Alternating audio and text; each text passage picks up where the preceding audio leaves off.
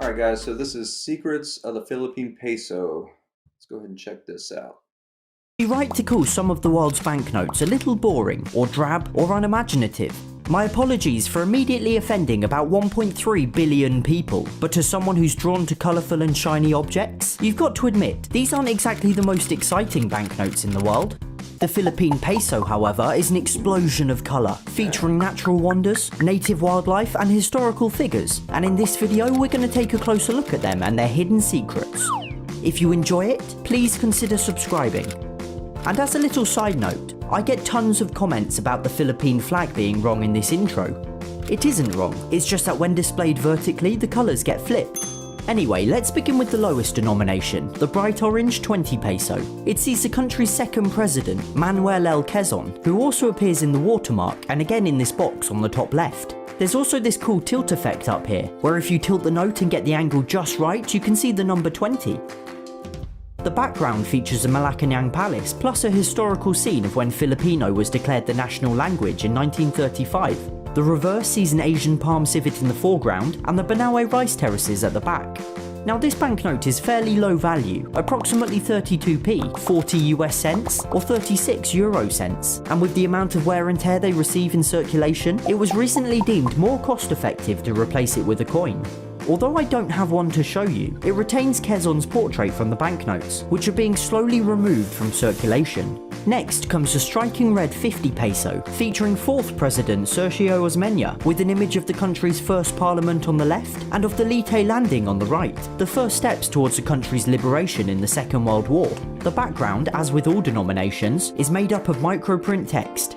On the back can be seen a pair of giant trevally fish in front of Tar Lake, a crater lake within which is an active volcano, which itself has a smaller crater lake within. Like all the notes in this series, the featured species glows under UV light, and these random flecks within the paper become visible. Whilst ordinary paper simply glows bright blue, and ordinary banknote paper doesn't glow at all, the Philippine Peso has added these tiny fluorescent strands into the paper at the pulp stage as an additional security feature. It's pretty cool. Things start to get really interesting with the 100 peso note. It features 5th President Manuel A. Rojas alongside the country's central bank to his left and a historical scene of the proclamation of the Third Republic on his right. The reverse features a Mayon volcano and a whale shark, which is a seriously cool... Guys, no one answered us before. Can you use crypto to buy stuff in the Philippines? Kind of like Apple Pay? Is that a possibility? Do you guys use crypto over there? I think you guys have Gcash, right? And then there's another app that you can use as well. Yeah, actually Casual Chuck was talking to me. He said that Gcash is big over there on the phones. Mm-hmm. And there is, he didn't say the app, but he said there is a app that some people use for cryptocurrency. Yeah, if you guys know any apps out there that we can use crypto on to pay for things, that would be awesome. Yeah, because you're pretty big into crypto, man. I love using crypto. It's there's no borders. If I have $1 billion, I can send you $1 billion instantly, and we won't have a bank being like, "Hey, why are you sending your own money that you work for?" Like you don't have that in crypto. Oh, shout out, great Gabriel Evergreen. Thank you. Put in the link too. Perfect. Awesome, guys. If you want your videos, make sure you guys click the link. I put it in the top chat. I pinned it at the top. All you have to do is click that link, put your name in your video that you want us to react to, and you can put your link over on the Coffee app. If you click the link at the top. $3 minimum. Make sure it's a 15-minute video or less so we can get to everybody. So after this one, we've got another one that we just got.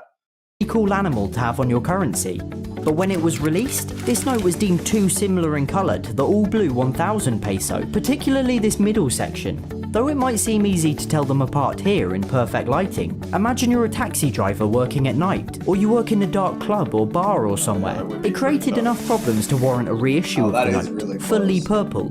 Today both notes circulate simultaneously, but the old style are no longer printed and becoming increasingly rare to find. But it certainly isn't the rarest peso note. That title goes to the 200 peso, often referred to as the $2 bill of the East. Dude, their bills look Although so I much couldn't cooler find than any ours. reliable figures, this denomination is rarely seen in circulation, and many of the country's residents have never even seen one, and nobody seems to know why. What's more, it's a note of very useful value, worth about $4 and bridging the gap between the 100 peso and the 500 peso, so it should rightfully be It's a so very crazy how many pesos it takes to equal $4. I know. 200 pesos is $4. Mhm. That's wild. That's all due to your governments inflating the currency Yeah. to oblivion, which is why crypto is so important, because they can't print crypto. They can't inflate the currency. We just got another request on the coffee app. Let's see what we It'll got come here. up in just a second here. Just give it a moment. Let's shout out whoever it was. Give us 1 sec.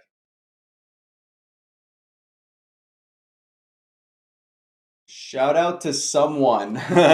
Someone bought a $3 request. Okay, cool. Thank you. We'll get to your video in just a minute. We got this one more, and then the next request after you. Thank you, thank you. Well, make sure is that hold on. Ask See, I have never seen this. hold on. Ask them specifically. Was that a music? Because remember they were doing music videos yesterday. I just want to make sure. Yeah, they guys, these are understand. only travel videos today. Thursdays are all for travel Asia, travel Philippines. We're trying to learn more about the Philippines before we go over there. So, let's see here. No, there's no name. We'll find out in a second. We'll go back to it in a second. Okay. But shout out someone. I like that I name. like that. very common banknote. If you know the reason, please let me know, as I've gone slightly mad trawling the web for answers. But anyway, it sees the country's 9th president besides the House of Independence and the Baraswain Church, although these images were slightly updated in 2017. The reverse features Atasia against a backdrop of the country's gorgeous chocolate hills.